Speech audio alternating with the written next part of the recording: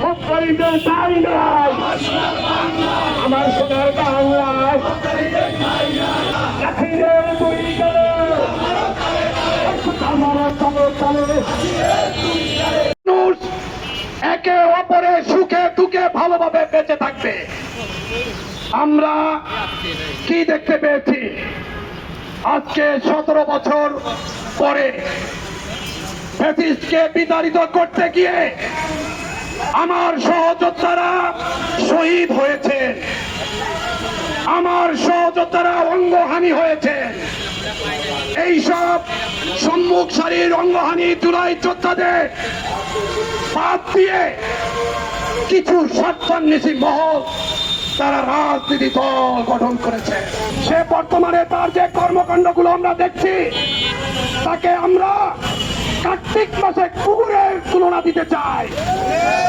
তার থেকে এই বাংলাদেশের ইয়ং জেনারেশন এবং আমরা যে বাংলাদেশ চেয়েছি, এই বাংলাদেশের ছাত্র জনতা গণ অভ্যুত্থানে শিশু বাচ্চা থেকে বৃদ্ধ মানুষ পর্যন্ত যে যুদ্ধে অংশগ্রহণ করেছে, এই দেশের জন্য রক্ত দিয়েছে, এই ফ্যাসিস্ট মুক্ত বাংলাদেশ চেয়েছে, এই বাংলাদেশকে যারা একটি গণতান্ত্রিক সার্বভৌমত্বের বাংলাদেশ দেখতে চেয়েছে, বিপরীতে নাসির উদ্দিন পাটোয়ারি সুযোগ সুবিধা নিয়ে ইন্টারিম সরকারের সময় এখন আরাম আয়েসে মানুষকে সমালোচনা করে এবং গুণীজনকে কটাক্ষ করে কথা বলে লাইন লাইটে থাকতে চায়।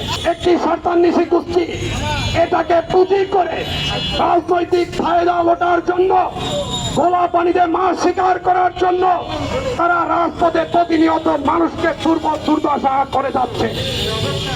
আমরা যেখানে শিশু রামিসা ধর্ষিত হয়েছে, সেই শিশু রামিসার বাবা করতি মিনতি করে প্রধানমন্ত্রী সেখানে যাওয়ার পরে তিনি আন্তরিকভাবে তাকে ধন্যবাদ জানিয়েছেন।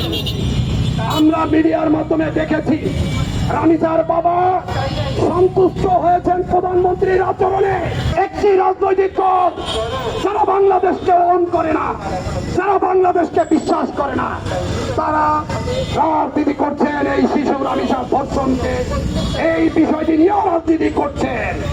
যেখানে বাংলাদেশের সর্বোচ্চ জায়গা থেকে 7 দিনের ভিতরে বিচার কার্যক্রম করার জন্য, তদন্ত করার জন্য পরিবারকে বলা হয়েছে, সেখানেও তারা রাজনীতি করছে।